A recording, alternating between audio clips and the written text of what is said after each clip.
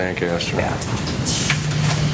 But if you're talking about a blocked view, I mean, yeah, you take the bushes out, but if you still have a big tree there, the tree trunk is technically blocking your view to somewhat. There's not, though. I mean, if you're on Braxfield at the stop sign, looking to the right, I can see all the way to the gate, and there's several trees there. Right. To the left is a different story. To the left, there's palm trees.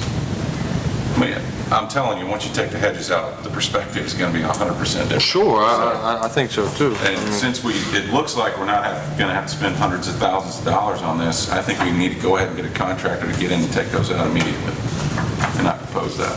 Do the sign thing. Yeah, and then if you look at the sign thing, I like the idea of that being right on the stop sign. You know, at least it's going to protect us more that, you know. Try to. Try to, I know. Yeah. Or somebody's always going to find a way around it. Protect the citizens. Yes. Yes. Maybe we should put another big sign, golf course crossings. You put too many signs and nobody reads them.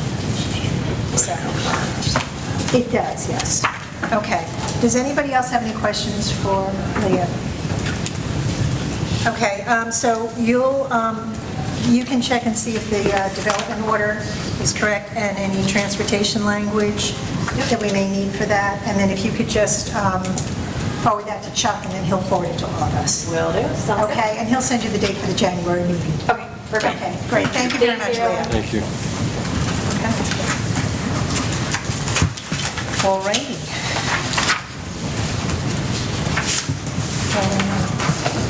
Okay. Letter of intent. Tony, you're on.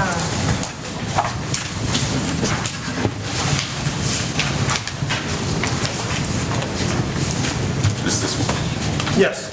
If I may, at the last board meeting, if you recall, and to refresh everybody's recollection, handed out again a copy of, I'll call it the bullet points or talking points that had been provided to Mr. DeSalvo and to TAC, and all in agreement, and subsequent thereto, drafted a letter of intent, and some comments came back from the seller's team, and then I had subsequent telephone conversations and revised the letter of intent in certain respects.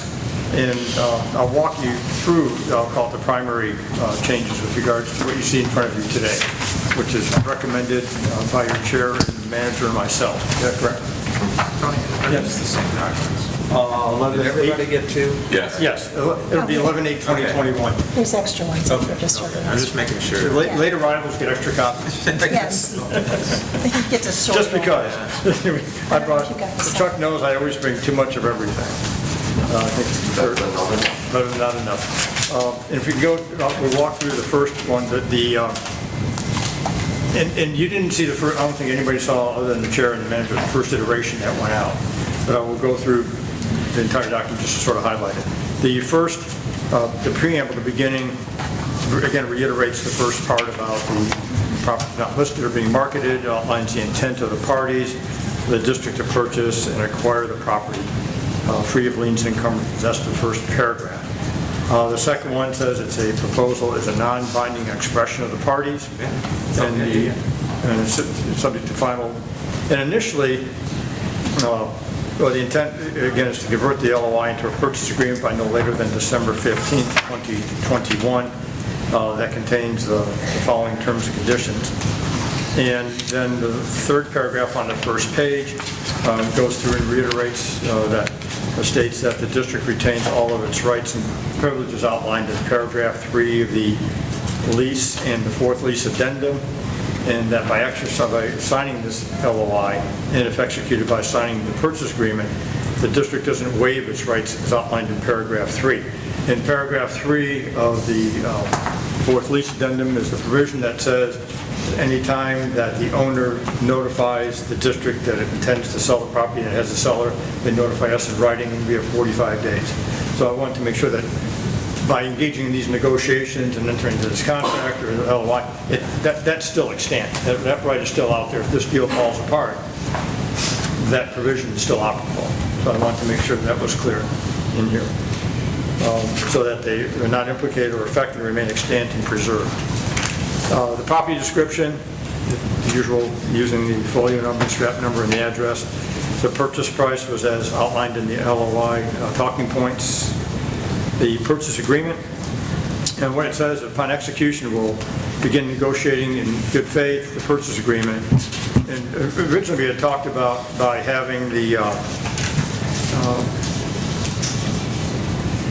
and we added some additional language. The intent and goal is to have the district deliver a draft purchase agreement to TAC no later than November 30th. So there'll be a draft, and then TAC has 6 calendar days to respond.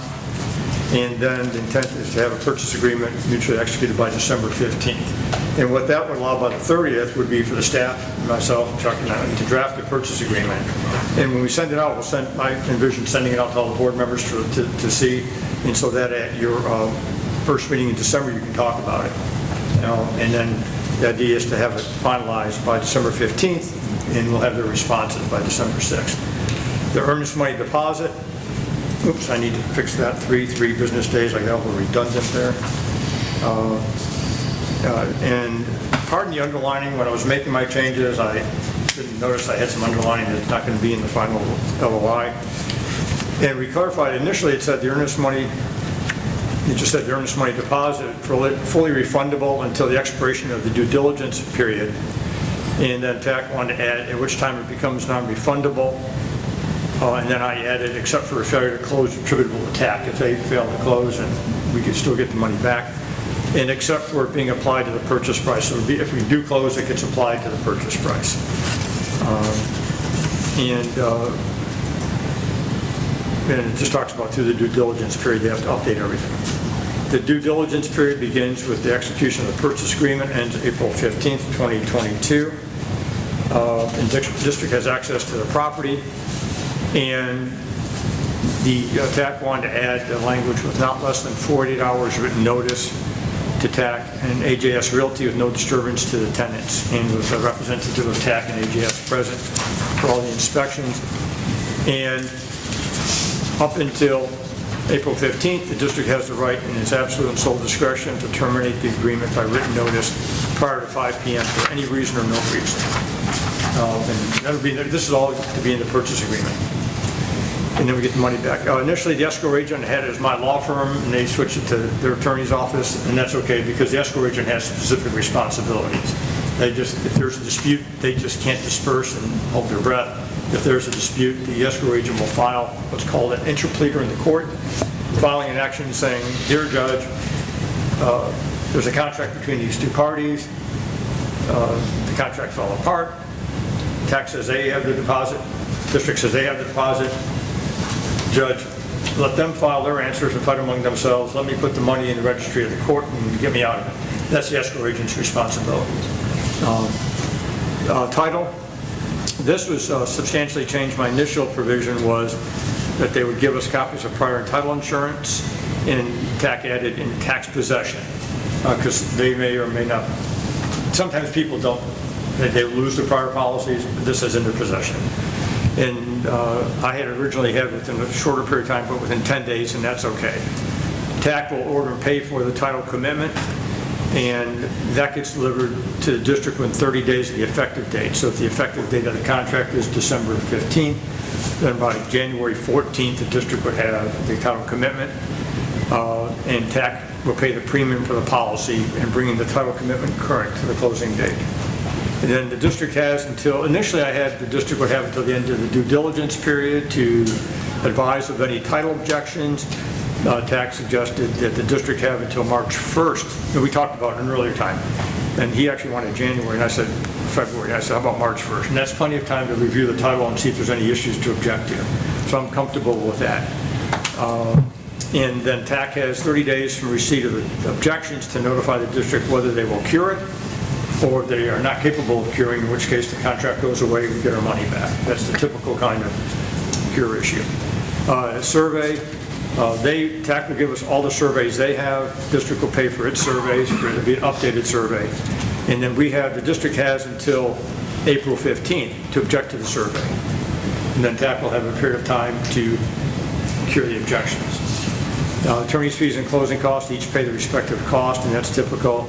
The district's responsible for recording fees and the doc stamps of any, but there are typically no documentary stamp taxes on borrowings by local government, so that becomes a non-issue. And we split closing fees charged by the title company. Closing would be April 29th, so it would be 14 days after the end of the due diligence, and, assuming no other extensions. And we'll get into that in a little bit also.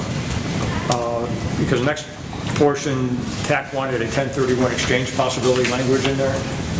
So that's why the last sentence of section 10 provides for the ability to have the 1031 exchange, but I added that, provided it is not adverse to the interest of the district and that it does not extend the closing date without the prior written approval of the district. Which the district may want to extend the closing date, they may want to agree, because a lot of times in 1031 exchanges, the intermediary may control the closing date. So this gives the district a little more ability to say, no, we want to maintain the closing date, or we're okay about extending it.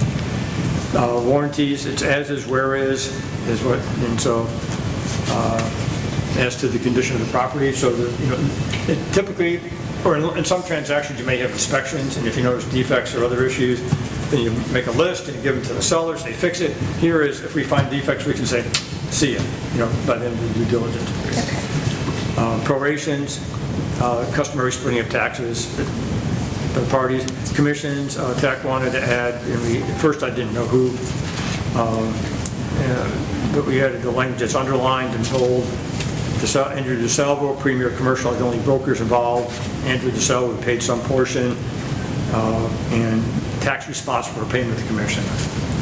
Appraisal, that language has not changed, and it sort of mirrors what we talked about, that during the due diligence period, which again is until April 15th of 2022, we have the right to engage the services of an appraiser, and that TAC will provide and deliver to the appraiser all documents, records, and materials requested by the district retained appraiser. And then, to the greatest extent allowed by Florida law relating to trade secrets, all the records, documents, and materials delivered to the appraiser will be designated and marked by TAC in good faith as confidential trade secret information under Florida statutes. And then it says review of the TAC designated and marked confidential trade secret information. And materials will be reviewed only by the district retained appraiser, district chairwoman, district council, and district manager to maintain the confidential and exempt status to the greatest extent allowed by Florida law relating to trade secrets. And again, that's as to those raw, I'll call it the raw documents. Now, as to the appraisal itself, that's a public record. And so that's where we will work with the appraiser to make sure the appraiser knows that. And Chuck, you might have that conversation with the appraiser. Confidentiality, again, purchase agreement is public records, and that TAC request to the greatest extent by law, confidentiality of information, again, designated as trade secrets in 14 above. I know I went through that relatively quickly, but I think again, it's in line with the bullet points, and we just added some other variations on it, so if there are any questions, here to answer them. I'm okay with it. It's pretty Straightforward.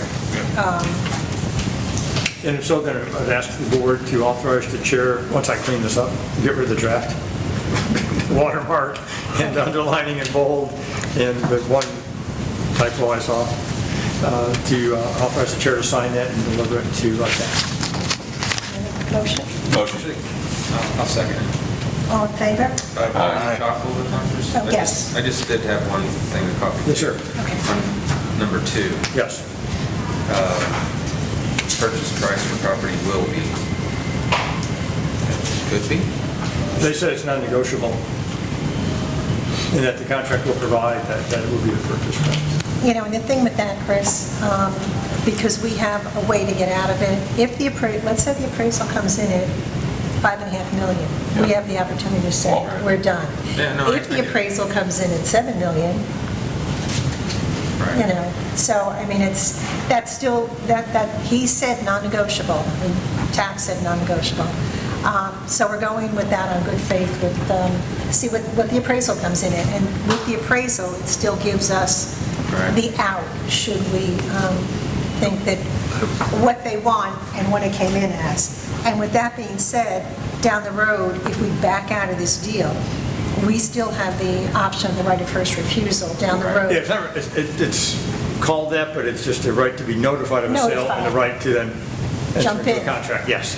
Okay, so, we have a couple outs, and, yeah, I don't like that being forced, but again, it is what it is. Yeah, and I'm glad you said that too, because I was thinking we really don't have right of first refusal. We just have The right to be notified of a sale and potentially get involved. Right. and a clock that starts ticking, Right. 45 days to say yea or nay.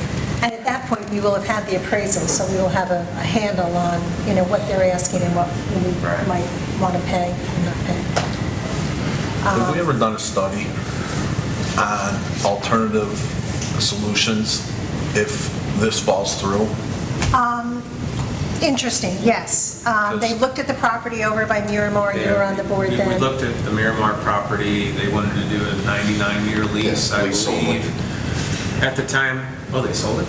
No, I said lease only. Oh, okay, I'm sorry. I thought you said, anyway, they wanted to do a 99-year lease, and really by the time we paid for the lease, built the building, not to mention the operational situation where you have, everything else is on the other side of the road, the Stony Brook. I understand. So I'm it just saying- didn't seem feasible, but that's really, Should we look at putting something together Well- possibly as a negotiating tool?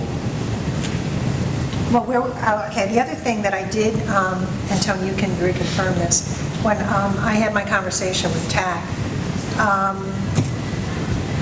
the district does have a lease in perpetuity that every 10 years we can renew it, and that they really can't throw us out, but they can raise the... Unless we breach the lease, and then we have to go through the whole default and cure Right, and everything. and do else. that all over again. We could look into it. I don't know where you would put it, though, Phil. That's why we had to start something. Yeah, so we're thinking of, John, There was something, I thought at one time, to talk of possibly shortening 18, pushing the green up. With the guardhouse. That's right. We'd have Make everybody come all the way For around. traffic reasons, we would have to move the Yeah. guardhouse. so there's, So net, we're probably at the same place, is what Yeah. you're saying? Well, that was where it was at the time, as far as the Miramar property. It wasn't as much the operational. The operational would be a pain in the rear, but you'd have to get around it, It was more about, because that was more about just, that was after everything went down, and we got this crappy lease, and we're paying all this money, and I was going, well, let's look at something else, and it just, financially, it was going to be a wash. And we were still not control the property. yeah, one still. I think we have kind of talked about this recently, of maybe reaching back out to Miramar and just saying, hey, that thing sat there empty for 10 more years now. I wouldn't be against that at all. I think it'd be a smart thing to do. Totally agree. I think we have to have some kind of leverage. Besides, this is the price we're going to pay, whether you like it or not. Do we want to reach out to Miramar? I can do that. Okay. So how much time do we have again on the non-refundable? We have till April, 5 o'clock, April 15th? Yes, they're So we could back out at what time and still get our deposit back? fully refundable until the expiration of the due diligence period. Right, Which is through April. April 15th, So that gives us 2025. plenty of time. We could at least start this contract, gives us time to start Right. looking at other options. And then at the time of, Now, remember, in doing that over there, we also have to build a whole parking lot, too. Yeah, it's the It would be whole... the whole thing. It's the whole thing. Yeah. And, one thing we didn't talk about then is, I guess we could, if we did go back down that road, we could build a golf cart barn over Yeah. there too. Yep. I don't know if I just don't, it was a while back, I don't recall us ever talking about that, so maybe there's just not enough room for a parking lot, a building, and a cart barn. Because I just do remember one of the big challenges was, we got the cart barn all the way over there, and tournaments and everything, it would just be kind of a Yeah. mess, but... Tony, what is and Chuck, you may know, what is our cost of owning the building? I know what it costs to buy the building. What is our cost to own the building? Any idea on that, like tax? From Commercial property tax, those kind of things? the part, if Duffy's still in, there's a tenant, which is... That's different, that's different. That's receivables. What's our cost? Well, no, I'm just talking about from a tax perspective, Yeah. because the property appraiser's office will back out a portion of it being non-taxable, probably like the pro shop. Pro shop. But the Duffy's portion would be, that value would be taxable. Income generated. So they're taxing the entire business, not just the property, the value of the property? No, they would tax that portion probably of the Separate. business attributable to Duffy's. Right. Yeah, they would exempt that portion attributable to the pro shop, which is a district operation. And so does that warrant taxes where they are? I don't know what they are. And then you have the usual insurance, and that's something that we will find out. Yeah, I don't think we really know that answer Yeah. until she gets. Because that gets into the whole trade secret thing, because then you have revenues, expenses, non-operating income, and a cap rate. I mean, you have all that. That's all part of, I'll call it the trade secrets part. Yeah, we need to see all that. So, Well, you won't all see it. It'll be Chuck and Tony and myself and the appraiser. okay. You're going to make the decision on behalf of all the board without us seeing it? Well, That's and again, one of the concerns, and I'm not advocating for the seller's position, was, if you recall, they wanted a non-disclosure agreement, and under Florida law, we cannot have a non-disclosure agreement. The way to try to obtain that information, to be able to utilize it to evaluate the viability of the project would be, for the appraisal purposes, to say, okay, to the maximum extent provided by Florida law, the district's retained appraiser can request and TAC will provide information, and to the extent authorized by law, designate them as trade secret, which means they're totally exempt from public disclosure, except as to the appraiser, the chair, the manager, and council. And if we disclose it, it's a crime to anybody, because TAC did not want that out there in the general public domain.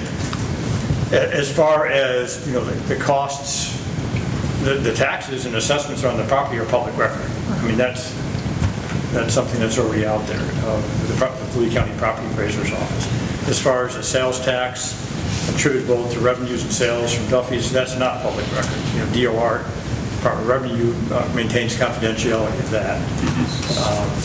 So potentially, I'm going to have to vote on something. That you won't be able to see? And how am I going to base my decision? That's my question. I think that's what he's saying. No, I understand. Going through all of this. I think. So, I don't need to be in the meeting. I just. Right, we don't necessarily have to see all the details, but there are certain key Points and factors that you would think we'd have to build a decision based on, other than, well, all right, it's possible. could the board set a criteria for what you would need to see to make it okay? And if that was seen upon representation, the manager, the chair, then Yeah, I mean, if you want to say that we want to make sure that the revenue stream is X, Y, Z, I don't know what that number would be. It would be sufficient to support the debt service, but we don't know what the debt service will be. I mean, we that's have what's time to difficult work come- on this. I'm sorry? Right. We have time to Yeah. work on this. Well- But at the end of the day, we have to be able, I No, I totally, totally understand this process, totally get why it's happening. But the four of us have to be able to say to people that elect us, we made a decision based on X or Y, not, okay, well, What we were told. yeah, yes. No, I understand. And I don't, Is- where is that? Is the dark info, for lack of a better term, just the business aspect that they don't want us to have our eyes on of what's going on with Duffy's? Is that what they don't want us to see? What part do they not want us to see? I don't know all of it, but a lot of it might be just the financial information involving the operation of that business or the operation of that property. But it's not just us, because once they provide it to the rest of us, it would be provided to everybody. It Yeah. becomes public record. And none of us would like that. So We potentially, wouldn't want our if we financials vote to be released. to move forward, this thing will close without 4 board members even knowing what's in it. No, you'll have an appraisal, and the appraisal will either have a value that So you're we got comfortable something with there. or not. Okay. And if the appraisal isn't even close, it may be 6, 7, and you may think, it's just cutting it too close. There's a reason for that. So we would be able to see the appraisal. Absolutely. Or at least Yeah. the appraisal number. Yeah, oh, no, you'll see the appraisal, you'll see Okay. what I would forecast, we would work with the appraiser, you would see the basis for the appraisal, but not the raw aggregate data. Data behind it. I'll call it the granular data. Right. Like, All right. So that's That's what I'm something I thinking, can Charlie. base a decision on. I can base a decision on an appraisal. Yeah, I mean, you guys are That's not a counting on... defendable position. Right. Because You're the not appraiser, counting on me I don't know just... what approach your appraiser may take. He takes the income approach, takes the market approach. I mean, there's all kind. One of my favorite appraisals of all time was a contributory value approach, which means that that this undeveloped land 20 miles from the developed community being developed is wetlands, preserve, conservation area, that by that land being set aside, it allowed the agencies to issue a permit for this development 20 miles away to be built and for the property to be improved. Wow. That's called contributory value. I said, well, okay. So my example is the oxygen canister in an airplane costs $20.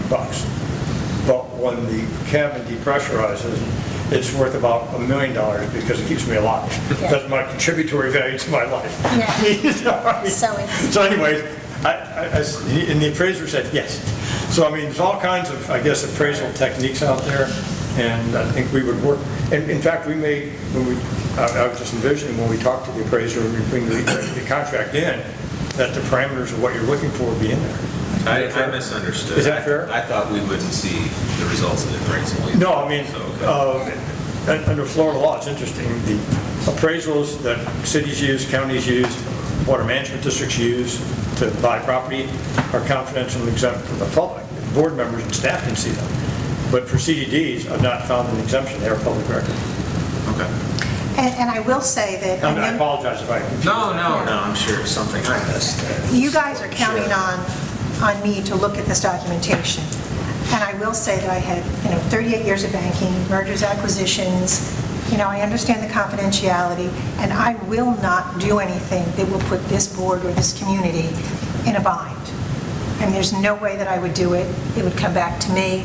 I'm counting on the appraiser, and Chuck and Tony, and again, if I am not comfortable with it, I'll let you guys know I'm not comfortable with it. I don't like the way this looks.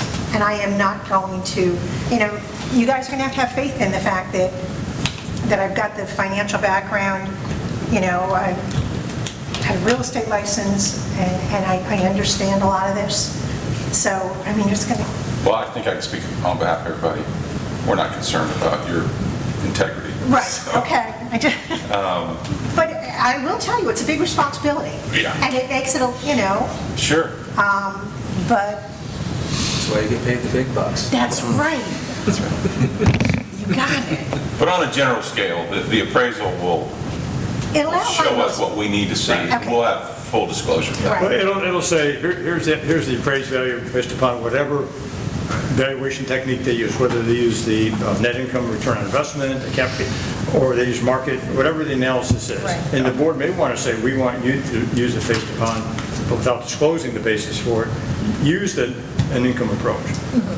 I mean, I think, is that fair, Chuck? Sure. You can say use an income approach, but not give us the raw numbers. Just Right, because I based on an income approach, here's the value, and you may say, ooh, okay.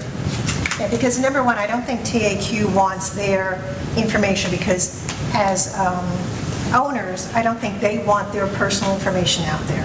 And I understand that. I also think that Duffy's does not want all their information out there. And I get it. So it's going to be valid information from the appraiser and,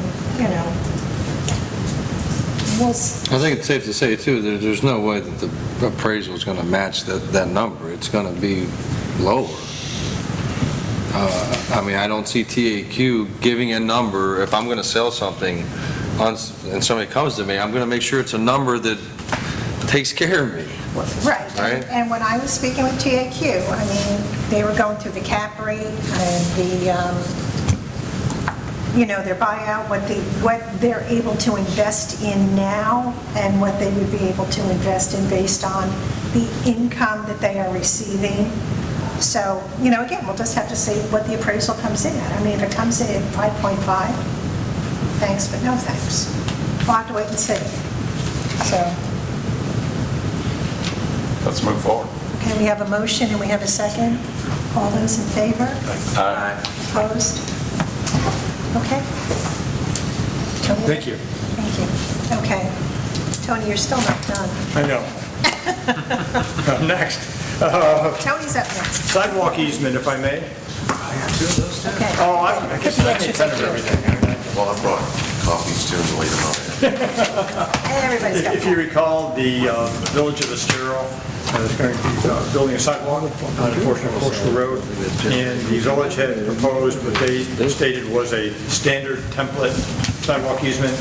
I went through, made a number of comments. I spoke with Derek Rooney, village attorney, I've known Derek a long time, so actually it was good kind of catching up with him. We talked through it, and I mentioned to him what I wanted to change. I made a number of changes and expanded it, and then David Willem had one other comment, with regards to paragraph 3. They have that language in there about the village has the right to remove or trim any roots, trees, or other vegetation within the easement area to install and maintain the sidewalk. And I had added language that David said pull out, and I'm comfortable pulling it out, that said provided they don't kill any of the vegetation. But, and he said, we're not sure that that's always possible to do that. It may, if we trim the roots, it may end up killing the vegetation outside the easement. On that subject, can you add remove and replace? Because if it's in their way, I understand they need to remove them, but... I mean, it's just say and if feasible replace, because of the safety consideration. Yeah, I mean, it's not indicating any replacement responsibility. And if feasible replace, how's Right, that? yeah. Because, again, Sterl's looking at it from the standpoint that they have liability, even if the roots come from our trees, have an uplift, somebody trips and falls, the village will be sued. Totally agree. Okay. Totally agree. So, and it's added feasible. But we don't want to get into the same situation we're in now with Weymouth, of taking out vegetation and now having visibility, so. I'm going to say if feasible. Correct. Okay, good point. And we walked that with David, there wasn't any issues with that as far as where they were taking that No, sidewalk. the only thing that where it got close was to our fountain, Right. and I think they backed it off. I still don't know how they're going to put that in there. I know they're taking down 2 of those poles. They found out there's nothing Right at attached. the main entrance. At the main entrance. Yeah. Yes, but if you look at the 10-foot wide sidewalk and the concrete, It'll fit, but it's going to be, now, the edge of that, the outer edge of that path is going to slope down because that's where that swell starts. So Yeah. it's going to be, not going to be a lot of like wiggle room, 2 bikes coming down under, but it's a Yeah. 10-foot path, right? So should have plenty of room. That's kind of what concerns me about this whole deal is what are we actually giving over and how much more land Does that provide us to put a barrier or to put a mound or to put whatever we're going to put there to try to minimize noise, privacy, and security? I mean, is that, well, I will tell That's you, not in here, and I guess, I don't know how much. That was the replacement part I was referring to. Yeah, I don't have the plans in here. I don't know if there's any room for any additional buffering or fencing. There's not. there's not. And John and I walked it, and I will tell you that there's, in this easement, there's it's like 1.5 feet here, and 10 inches over it. It's not a lot, and John and I walked it with David, and we went, it's really not affected. The only place it's going to be close to our landscaping, which he said that maybe we would like to freshen it up. And, well, we would, but you guys tear it down. yeah. Yeah. That's where we have to replace it. Yeah, but, where they are putting this 10-foot sidewalk, which is their property, our landscaping is over here. But in doing this, then they need this piece of our property, which is, it will not affect the landscaping that we currently have out there. And they don't plan on taking down any trees or anything No. as they're putting that sidewalk down. They just got to do some overhang trimming and Right, stuff like unless that. it affects the roots. Right. And where we were looking, there We really didn't see. wasn't anything that it entailed. But, And they said they would maintain that sidewalk, the trees, the trimming. right, and they take full It doesn't say the tree, responsibility. it just says the sidewalk. So if the trees are overhanging the They're sidewalk. overhanging and they're less than 8 feet, they take care of the trimming and the Okay. maintenance of that whole area. Correct. And again, also it has the obligation to maintain it.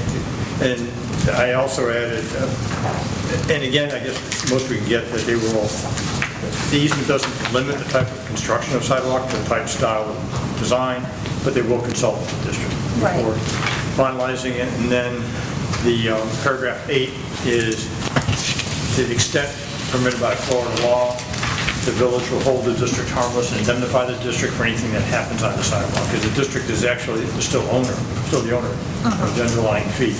And that language is written the way it is because there's case law saying that the district has sovereign immunity. The legislature, there's a limited waiver of sovereign immunity, and we can't, and the village can't grant and waive any more waivers under Florida law. But to the extent they can, they will hold the district harmless. And we went through that with David, that they will maintain all that and take care of it. Yes. So, I mean, I'm comfortable with it. He's going to work with us as far as what they're going to plant there and what they're going to do. You know, they have the final say, but they will keep us in the loop with all that.